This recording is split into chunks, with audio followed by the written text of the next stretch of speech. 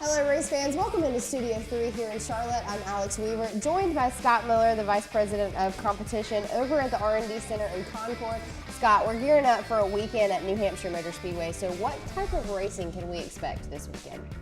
Well, you always see a lot of action at Loudon. The flat racetrack provides a little bit of beating and banging here and there. Everybody says it's a little difficult to pass there. We've done a few different things this weekend with the racetrack, and obviously new car configuration going there. So we're really anxious to see how all of it shakes out this weekend.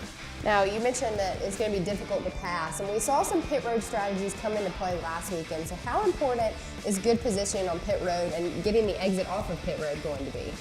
Well, all of that, the pit strategy, the potential for two tires, the strategy around the stages, and then obviously executing a flawless pit stop to get track position is going to be key, but it is every week, all of the racetracks, when you have 40 of the best drivers and 40 of the best stock car teams in the world out there, it's not going to be easy to pass them anywhere. So those things come into play every single week, and Loudon's certainly no different. Maybe even a tad bit more important because of the configuration. Yeah, and Scott, we know that Loudon has very little banking and very little grip, so fans always get excited about restarts every single weekend, but what can we expect, the difficulty and the excitingness of the restarts at Loudon? Well, I think we've seen all year that restarts are as hectic and as frantic as they've ever been, even more so. And I wouldn't look for anything different at Loudon. I'm sure they'll be 2 and 3 wide for a couple of laps, trying to fight and claw for every position that they can get. So it should be exciting.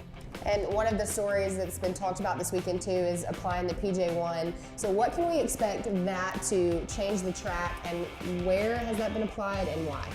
Well, we have been using PJ1 at Loudon for several races. We got some requests from the drivers about more and higher. We've typically done the bottom groove, left the next groove, which is kind of the preferred line, alone, and then did one more groove outside of that. Now we have actually, at the request of the drivers, gone all the way to the safer barrier. So there should be some more room on the high line and some potential for some other lines this weekend, and all based on driver feedback. We've kind of got a really good thing going with the drivers as far as providing us feedback. Our people are working closely with there's kind of our go-to guys so far have been Denny Hamlin, Kyle Busch, Jimmy Johnson, Kyle Larson, providing a lot of feedback on placement of PJ1, which has made that process really good for us. Well, no bigger names than that. So Scott, what you're telling me is we're basically going to see cars all over the racetrack. We sure hope so. Absolutely.